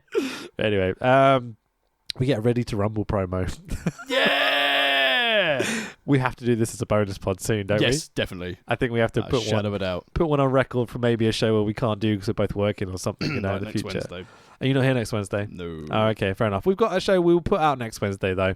Might interrupt the trilogy, but... Yeah, I did think about my poor timing. No, that's fine. Don't worry. I'm on an NHS tax course. Oh, Thanks to my friends at the Institute of Chartered Accountants of England and Wales. excellent. So, Big fans of the show. fuck your shit, because we've got a Ready to Rumble promo, right? It ends with David Arquette giving Jeff Jarrett a guitar shot at the movie premiere. Let's just see where that goes, shall we? Let's plant that seed. Yeah, exactly. So, JEFF, JARREGG. Slapnuts. Why is Double J is in full Slapnuts gimmick here, as you say. He does the old HBK pyro stuff, and you're like, for fuck's sake, just ripping straight out of HBK stuff. Russo's booking. I missed it. I missed the guitar spooty promo stuff, the pyro stuff. I keep writing promo because that's what I've written here. We had the guitar spooty pyro stuff. That always used to make me laugh. So I was like, God, he hasn't got it yet, but it's all good. His opponent for this evening is Kurt motherfucking Hennig. And you're like, Jeff Jarrett versus Kurt Hennig? Okay, let's do it.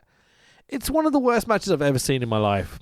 That's because Kurt Hennig arrived to work late, didn't have time to work through the match. Mate, he is calling this one in if ever I saw it. Jarrett is giving him nothing in the match. It's walk and brawl bullshit. So we get to the point where Hennig's heel music starts to play. And you're like, what? No, he's meant to be face now. Why is the da, da, da, da playing? And Jarrett won't give Hennig anything in the match at all. Hennig looks genuinely fucked off with the whole situation. And let's read that. It's meat. Yeah! Sean Stasiak is here, everybody. They immediately mentioned he was meat in the WWF, and I'm like, oh, for fuck's sake, boys, can we stop dropping that, please? You're just making yourself Just look in like case you weren't aware who that catering talent was. So they do a bit of a will he won't he bullshit with Hennig and stuff. Meat does a sloppy as fuck TKO looking bullshit thing to Hennig. Like, it's horrific. He picks him up across his back and Hennig's like, I'm trying to hold on, stay up here. In fairness, though, what they were doing with Stazek to try and get him to be like the new Mr. Perfect, at least they're trying to do something. Of course, they're trying to do it, but what? That's the wrong person to do it with. Because they certainly didn't do it with Michael McGillicuddy / Curtis Axel. Yeah, that didn't work. He's still signed, isn't he? Yeah, in the B team. B team, go. Are they on the TV? The TV? Are they on TV? Yeah, why not? Okay, do you not watch it anymore? I watched the Firefly Funhouse. Just the promos on YouTube. Anyway, that's what I tell my wife when I'm looking at the internet. Oh no, I'm just looking for wrestling. Just looking for wrestling on Pornhub. It's fine. Look, it's Paige. So we get this weird. Fuck's sake. We get this weird moment where Meat does his sloppy finish thing that he botches the shit out of, and instead of Jarrett just like pinning him off the interference, Jarrett picks him up. They do an Irish whip spot into the corner. He does a little move sequence, does the stroke, which is the worst fucking finish ever. Dick puns for the win, and pins Kurt Hennig in 1, 2, 3 in this pile of shit match. Qualify match. So Jarrett progresses. Great. Hogan looks for Bischoff in a skybox full of kids. Like, what the fuck are you doing? At least Jerry Lawler's not there. Flair walking backstage, Nash on the phone backstage, because obviously we need like 20 different more backstage segments. It's good we're showcasing all this new blood talent. Yeah, exactly. It's really weird. There's no backstage stuff for all the new blood. It's all the old boys. All we've had is Kidman. Yeah. Wow, I hadn't even kind of triggered at that point. It really is. It's just been Kidman. All the matches have been old boys against old boys, really. Yeah. I guess if we count Jeff Jarrett as new blood, but he's meant to be heel. Like, I guess new blood are meant to be heels. Yeah, but then you've also got Hennig as well, and that's it. Yeah, Jeff Jarrett's shit though, really shit. He was brilliant in the AWA. I always that match. We were one match, good match he had. To be fair, he had some good stuff in WWF, but like this WCW, the Good Housekeeping match with China was brilliant. I like that match. Yeah, really it's good. A real fun little kind of hardcore thing, you know. But like his time in WCW here is horrific. But they're booking him like he's top dog. Like he's in 6 or 7 segments. There is definitely he's my mate. I'm going to push with him. Russo. Yeah, absolutely. So, for fuck's sake, Sting interview now with Mean Gene backstage. Sting is a great talker, but this whole segment is just completely unnecessary. They've got this kind of cool pink and lime green lights behind the scaffolding thing. Like, it looks quite good, but it's a bit old school. If they're trying to go a step further forward, you know, we would have thought it'd be a bit more, I don't know, interesting with it's the like set they design. half did their change of set design and got halfway through and was like, we'll left the scaffold up, just leave the old lights. Yeah, absolutely, man. Sting's basically a Hawaiian gimmick. So we get the Ric Flair Strauss entrance theme, you know, from 2001 Space Odyssey. Flair still in street clothes, even though he's doing his entrance. And we get our third match of the night, I think, of Ric Flair versus Shane Douglas. Again, this should be a big payoff match, considering the history with these two guys.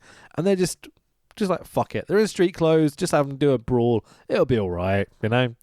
What a waste. Catch as catch can. It's like they just do walk and brawl. This is Flair and Douglas. Both of them didn't realise they'd be booked, didn't bring their gear. Yeah. Didn't want to do like the old P. Got to do it in your pants, boys. He's literally doing it in his shirt at times. So the most interesting thing that happens in the match is Flair peeling the shirt off of Douglas and giving him the chops in the corner and things. Like, at this point, I wanted to start skipping ahead because I knew they're not going to do anything because these two won't work together. Match 3. 1 hour 25 into the show. So walk and brawl back into the ring, which is pretty unique. I've never seen that before. You know, they just keep doing it even though they're in the ring. Not running spots at all. Got time to fill, boys. Got time to fill. Get back in the ring. Here comes Vince Russo again with a baseball bat this time. Sting. You know, Sting's gimmick, exactly. Piece of shit. Like, not know your wrestlers. And you imagine, like, you know, I know 2003, 4, like John Cena comes out with a sledgehammer. He's like, amazing. It's so fucking dumb.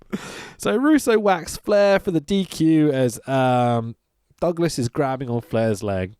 Flair wins the match via disqualification. Wins and losses don't matter. Apparently so. Because like, if I was Shane Douglas at this stage, like, you fucker. You just ruined my match. You've ruined my ranking.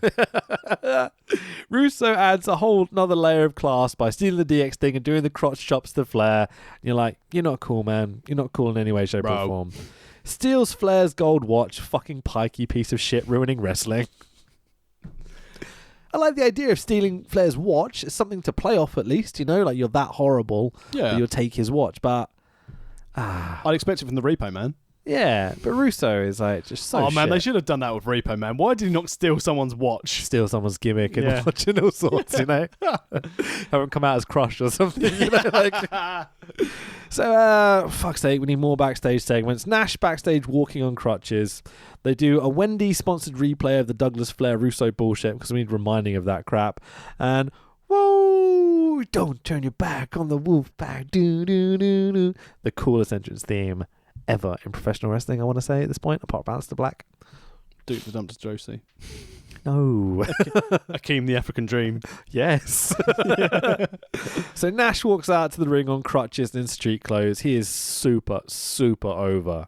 Like the crowd are finishing his lines for him and his like, you know, his gimmick phrases and such. Good to see Nash still doesn't want to work full time, make the fans do it for him.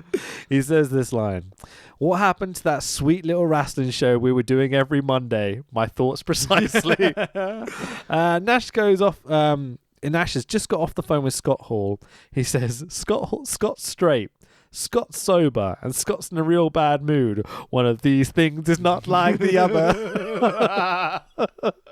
Because he's probably not sober. Nash does some work, some shoot work stuff with Eazy-E and Russo, and that 70s guy jumps in from behind. Mike Awesome rushes Kevin Nash. Potentially could be really cool. Had it been Mike Awesome, Yeah. and Kevin Nash, two big boys who could work. And if Nash had put him over a little bit, you know. But Mike Awesome's best match ever was a one night stand with Tanaka. Oh, yeah, for sure. They did one in 98. There was almost a replay of that. It was really good as well. They had a match in Japan, him and Tanaka, that was really, really good. So Mike Awesome is the current ECW World Heavyweight Championship. Mike Awesome is the ECW World Heavyweight Champion at this point, and the commentators to WCW cannot stop saying it. They keep putting over ECW and that he's the champion. WCW is now third in the ratings. Mike Awesome grabs the microphone and says the opportunity was too sweet to pass up. And you're like, oh, you fucked it up already. Great debut. Literally, the moment you jumped in, I'm like, oh, this could have been so good. We know how great Mike Awesome could be. But He's now, a giant, athletic, agile dude, you know? but now we'll see you on top of a bus with ICP. Yes, it gets to that, and you're like, oh, it's like the fat dude, the fat girl thriller or whatever they call him, you know? Like, imagine if, not the same gimmick, but in the same booking kind of sense, Mike Awesome, Undertaker. If they'd have took Mike Awesome as a character and made him this unstoppable giant that's agile and big and can fly and do these flying clotheslines and tope over the top and stuff, he could have been so special. I mean, to be fair, they had a chance to do that with him in WWE, but again, he was just tarnished with stupid gimmicks from WCW. I think he was not sober at that point as well. Like, he's one of those guys that died very young in the pro wrestling industry, I think through heart failure as well. Don't quote me on that, but I'm pretty sure it was heart failure. And so I can see why they maybe not giving him the opportunities if he's that fucked up backstage. Yeah, you know? but then don't sign him. Yeah, exactly. You know, but that's the problem with. Oh, WCW we need at this people point. for the invasion. They need more people. We need people for the invasion. So Steiner's on his contract, Goldberg's on his contract, Lance Storm's available, and so's Mike Awesome and Hugh Morris, the bully.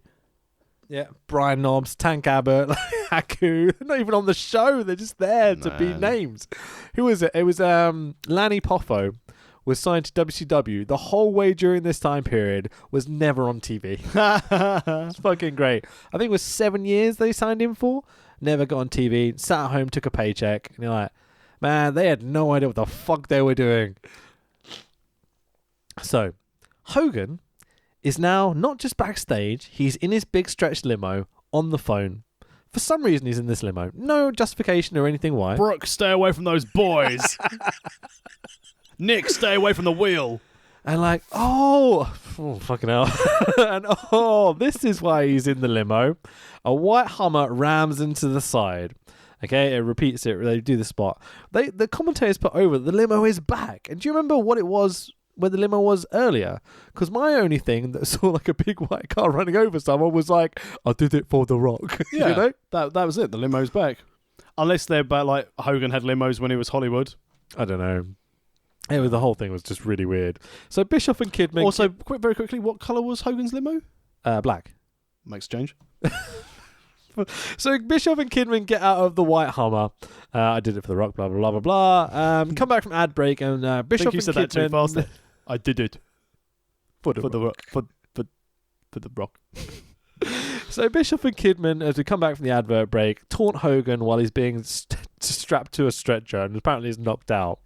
Kidman then tags Hogan with the NB with the spray can because they are completely devoid of any new ideas and they're just repeating spots now. Pro wrestling. Do you think this is Bischoff's contribution? Like, oh, I know what works in pro wrestling. Spray painting on people works. We'll do that again. I mean, at least, let's try and find a positive. No. It's marking him up because it's a case of, used to do this, now I'm in charge. Yeah, cool. I get it. Yeah, I remember seeing it at the time and thinking like, oh, it's a nice reference back to the old school, but just some sort of new idea would be nice. Yeah. Obviously this then led to, of all the tagging and the NB and then everyone having like thumb on the back of their tops. But we're set up for this trilogy now, This is the big dramatic moment of Hogan in the limo being like rammed into by this evil, amazingly talented flippy guy, Billy Kidman. I tell you what, I would love to see someone like, I know, Rey Mysterio start ramming a lorry into Samoa Joe's little truck.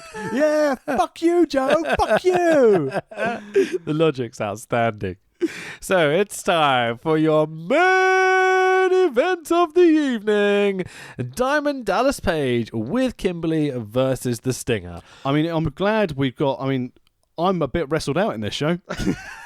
I mean, the main event after the reset is DDP, an old boy, against Sting, the traditional top guy in WCW. It's like, are we not going to put any new blood guys over at all in this first episode? Like Kidman. Apart from Kidman, Yeah.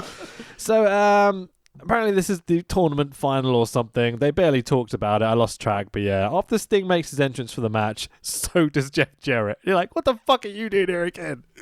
This is his, fourth entrance of the night? I think it's his fourth. I lost track. But commentators put over that this is not a three-way dance. I'm like, oh, thank God.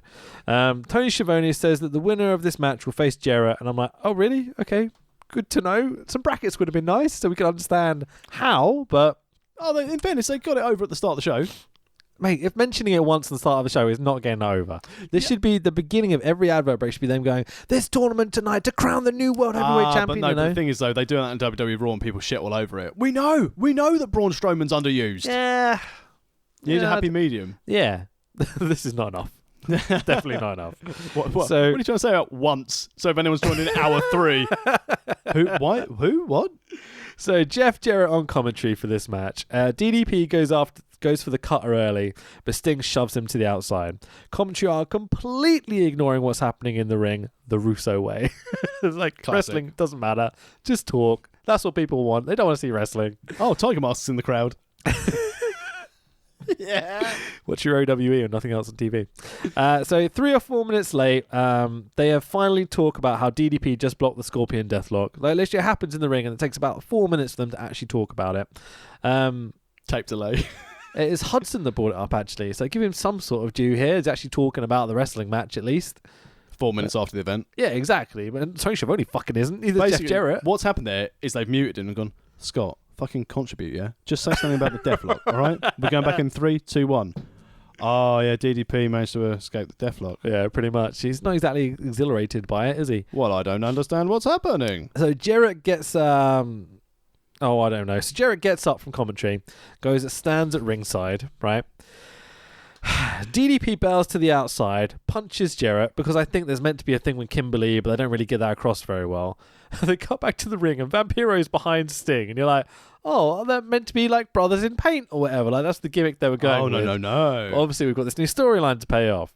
So Sting, Vampiro gives Sting the final nail in the coffin, aka the Michinoku driver. Always 3. Which no one should ever kick out. And so DDP back in the ring, Diamond Cutter, 1, 2, 3, and your winner and progressing to a tournament final. Spring Stampede. Where they're going to have a match. For the title, against for the big Jarrett? belt. Yep. Because, yep, okay. Because it was explained really brilliantly by Tony Schiavone at the start of the show. Yeah, exactly. This whole match was, again, less than a minute or 2. There's not a match over like 2-3 minutes in this whole show. Oh, exactly. This is Russo. Yeah, exactly. Fast booking. Yeah. Schizophrenic bookings, I think is what we should be going with. So, and for fuck's sake, Jarrett in the ring. He goes to hit DDP with a guitar. This was so good. DDP moves, but Jarrett's hitting an imaginary object like 10 foot away from him, it seems like. And Jarrett clocks Kimberly in the face with the guitar as Kimberly goes like this. And wait, and then, but while you do hands, I'll also do the live time that it took Jarrett to hit you with the guitar. So I've got the guitar up. Hands over eyes. I'm waiting. Kimberly starts to bend down. DDP's out the way. And bang. It's like, it's not the most smooth spot in the world, let's put it that way. Fair play to Jeff Jarrett, smashing Kimberly in the head. So, the only lady of wrestling who deserves to still be around, poor Kimberly. So Jarrett runs to the back and we cut to adverts, right? As we cut back from the ad break, we get a replay of Double J hitting Kimberly with the guitar shot. Fair enough, actually replaying something that matters, like all good. Backstage, Russo and Bischoff are there with Jeff Jarrett.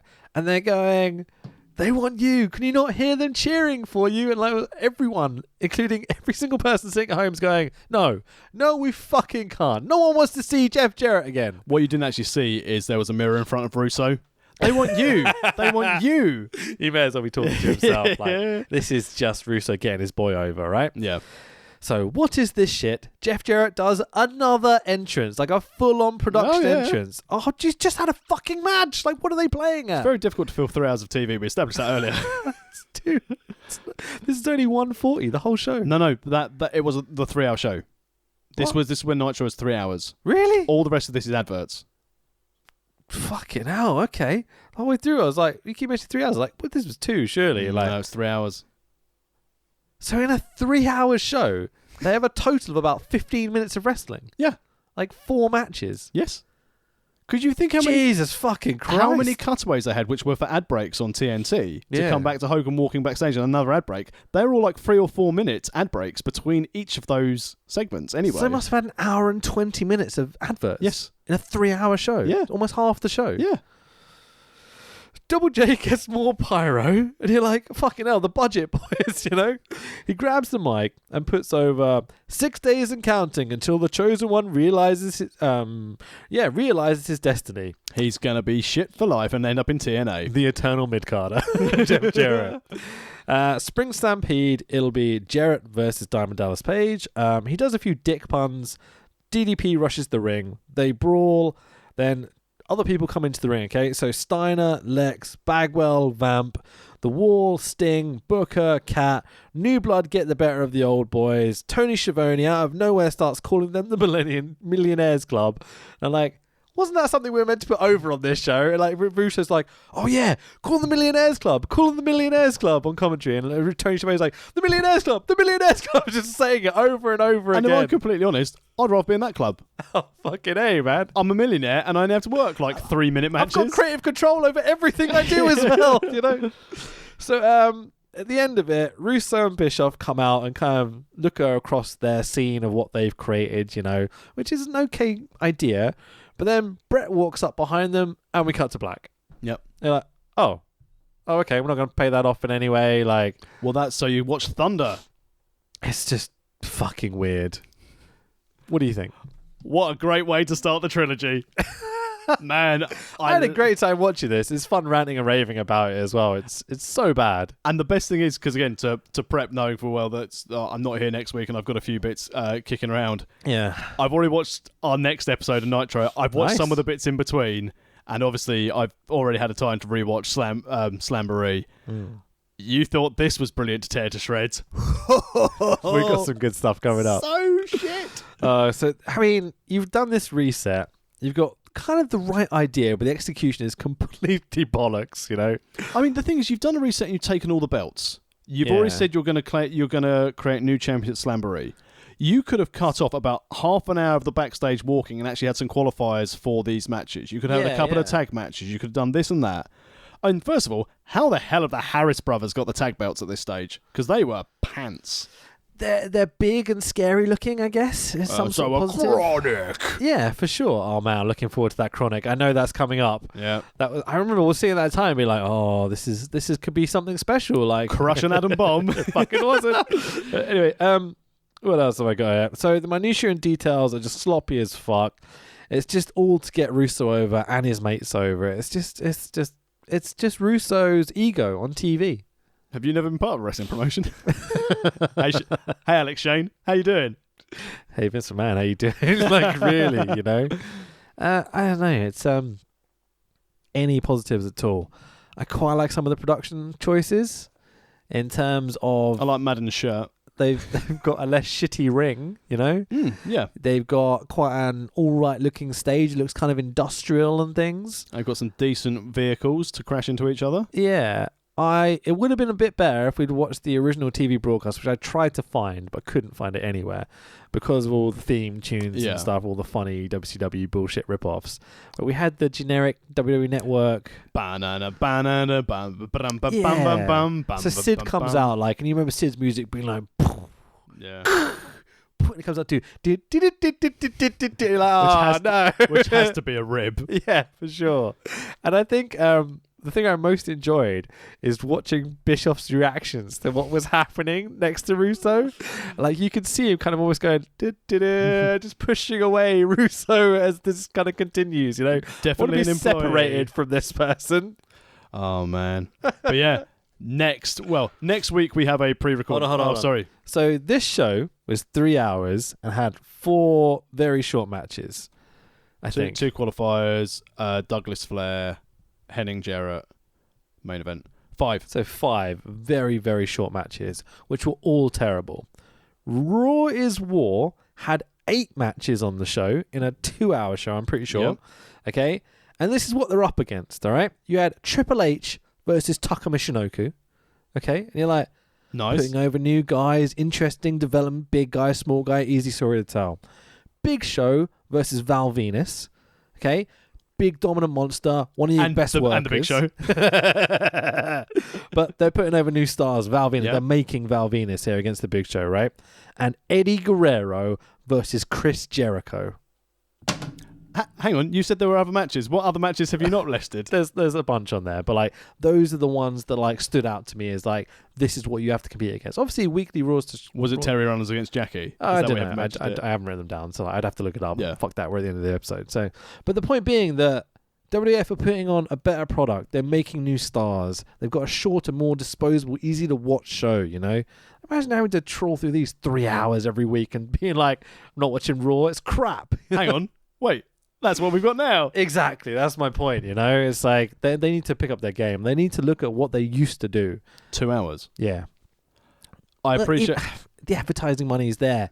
You could still do a 3-hour show and have it booked like it's a 2-hour show almost. You know I've always said they should do a 2-hour show and they should have a 1-hour pre-show or a half-hour pre-show or a half-hour post-show. Yeah. Because there's so many people who watch wrestling of our age are now more into the backstage and more into the characters. And obviously they watch it because they know it's fake, but they want to know the story behind it. Things like Talking Smack, had that been part of a SmackDown broadcast or part of Raw at the end, great, really good. Half hour before, half hour after. They've got people who are good to do it. So they've got people like Renee, they've got people like Cody Graves. They can even bring out that dickhead JBL because he was quite good on Talking Smack.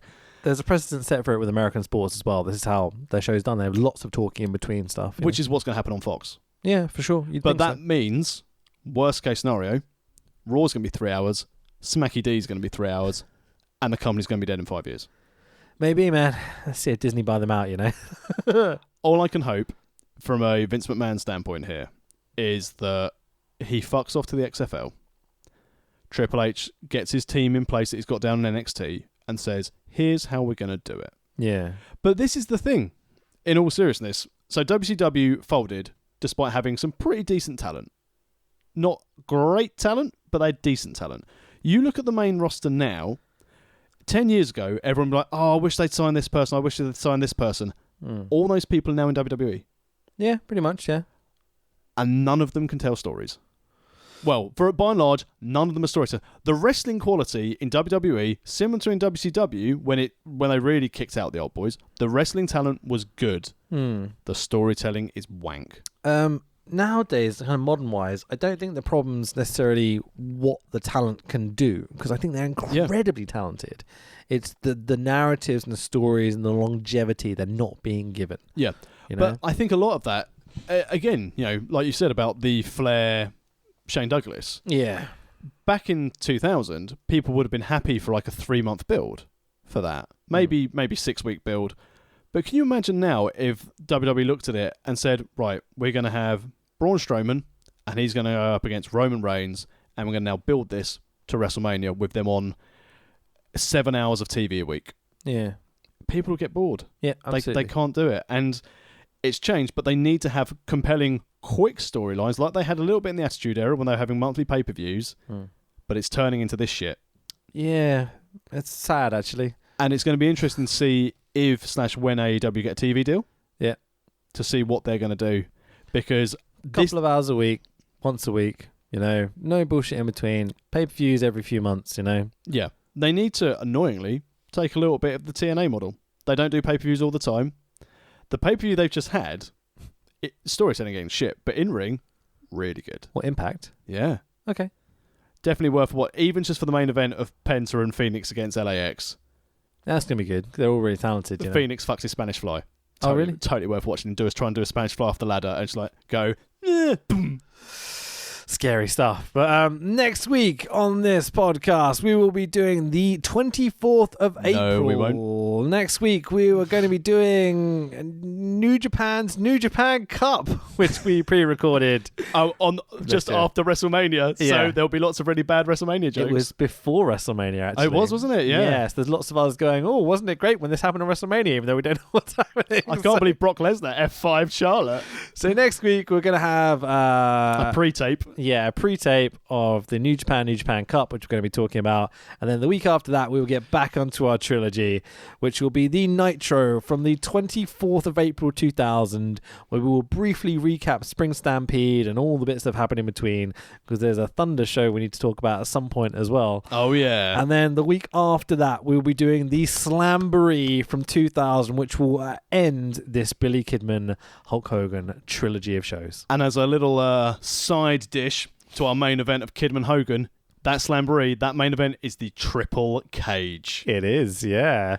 The first VHS I bought after moving out, living by myself. I bought this VHS and watched it. How disappointing.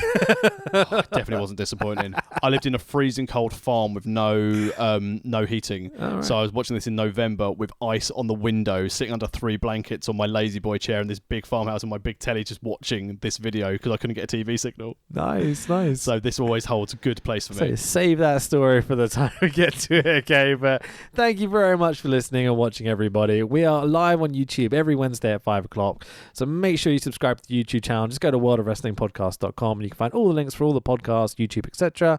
I am Fanboy Rich on Twitter and Instagram. I am at the Tex Williams. You can also find me and now Fanboy Rich every week on OWE or Nothing Else on TV. You can also find me doing commentary for SEPW. Check out SEPW YouTube channel. Next show coming up 23rd of June, Kings of Summer Rumble. Hey, I think I might go and win a Rumble, mate. That's going to be awesome. I'm looking forward to it. I should be there as well. I think I've got that. It's a rare weekend day I've actually got off in the summer, so I'm looking forward to it, man. Come along. Come watch me win a belt. Yeah, sepw.co.uk. Kind of find tickets and look for the details and stuff. Go to amazon.com or amazon.co.uk. Buy a t-shirt. Help us support the pod. We'd really, really appreciate it. And thank you, everybody. Love you lots. Bye-bye. New outro.